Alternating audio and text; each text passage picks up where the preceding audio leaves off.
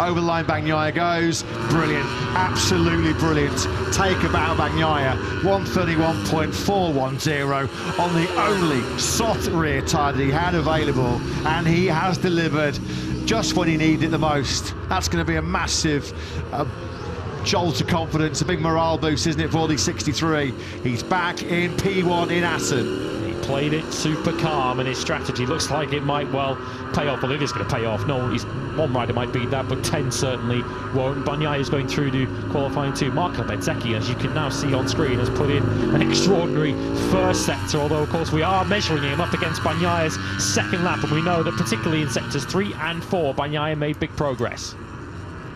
Are we seeing finally Aprilia and Bezzecchi find some form on a soft rear tyre? That has been their big Achilles heel so far in 2025. I lost count how many times I've heard Marc Bezzecchi bemoaning the lack of performance, the lack of rear grip in time attack mode. Nothing wrong with the front end of that Aprilia. Got phenomenal braking stability. It's just getting that rear tyre hooked up on acceleration and when they're trying to stop at RSGP. At the moment then, Bezzecchi, who needs a decent lap because he's in that danger zone in 9th spot, as you can see. We're on board then now with the number 72. He'll fling it left through 17, right now through 18. Over the line, Bezzecchi goes up to 4th. Surely a 131.516 is going to see Bez into the top 10. I think the top 6 are probably all safe from here. Just under 2/10 covers them, down to Quartararo in 6th on a 131.598. I think from Acosta downwards, Acosta 7th on a 131.7 are still looking over their shoulders a little bit in the remainder of this session. Fermin Aldeguer, who's outside and does not climb into that last lap. Miller could be about to make the jump, and he does. Miller into 10th at the expense of Morbidelli. Yeah, good job. That's put 3 Yamahas now inside the top 10. Quartararo 6th, Rins 8th, aided by a toe behind Bagnaia. And now there is Miller on the 43 bike, up into P10. Fighting, scrapping for his MotoGP future, isn't he? At the number 43. Toprak Razgatlioglu, World Superbike King. We know that his destiny 2026 is Prima Pramac Yamaha, which leaves Oliveira versus Miller. Toughing it out for the final seat in the Italian squad. Marc Bezzecchi through the first half of his Assen lap has got it absolutely nailed. He was awesome in 2022 and 2023 on the VR46 Ducati. Suffered a little bit last year on the GP23, but that's a confident rider sliding the rear tyre through turn 12. Just shows how much confidence and feeling Bez has on top of that factory Aprilia. Are we looking at the fastest lap of Friday here in Assen? Through the Timmer chicane he goes, over the line Bezzecchi goes now. It is indeed the best time of the weekend so far. We've got yellow flags out in sectors 2 and 3, but Marco Bezzecchi fires the factory Aprilia into top. It's Marc Marquez. Again. Marc Marquez has gone down for a second time here on day 1 in Assen. Well, he had his cage rattled this morning at turn 15, a big high side. This time around he's gone down in turn 7. That's where the yellow flags are out. And once again, just as it was the case this morning, Marc very, very slow to get to his feet. It has been a bruising Friday for the World Championship leader. The toughest Friday of 2025, without any question, for the 32-year-old. Ducati faces look on inside the garage. Oh, this is really, really shaking up Marc. Yeah, he needs some help out of there, because one rider can go in there, another one could quite easily do the same. That will be another fast crash for Marc Marquez. His place in the top 10 is in no doubt, but he's clearly ending this session in an awful lot of pain. This is through the fast right-hander of 6. We're going to now turn it left through 7. Now, how quickly is this going to go for Marc Marquez? Front end goes, and that is another fast get-off for the World Championship leader, his second of the day. Yeah, thankfully he didn't get really picked up by the gravel. He just slid, didn't he, on his front through the gravel trap. Probably got a bit of gravel rash on his neck. He was repeatedly, wasn't he, giving that left arm.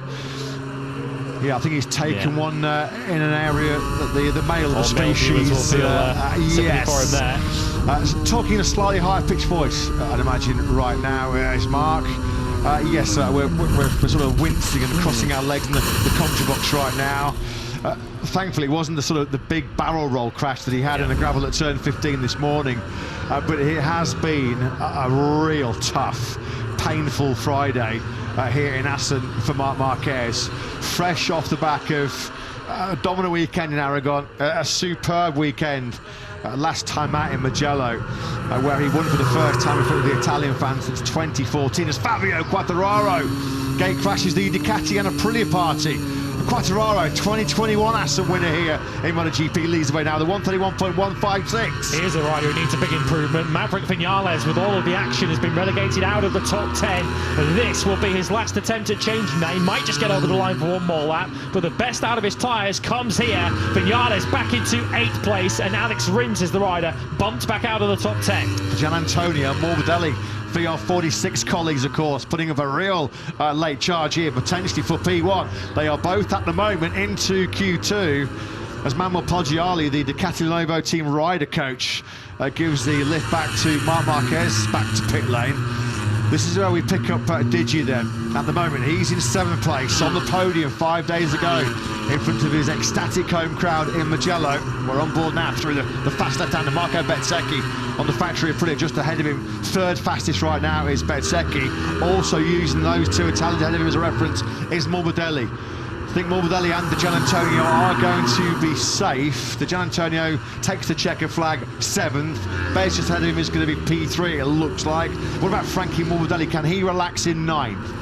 Alex Marquez then will take the checker flag in 2nd. The Costa up behind him should improve from 6th up to 3rd on his factory KTM, which relegates Bezzecchi to 4th. The factory Ducatis of Bagnaia and Marc Marquez now 5th and 6th. Ralph Hernandez has just gone into 10th place and bumped Aldeguer out, so Fermin Aldeguer will be going through qualifying 1 tomorrow. What about Johan Zarco as he takes the flag and squeezes into 10th?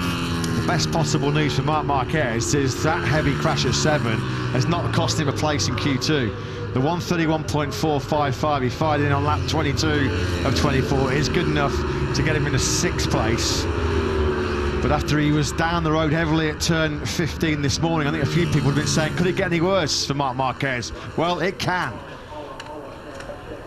6th place for the 93 with a 131.455.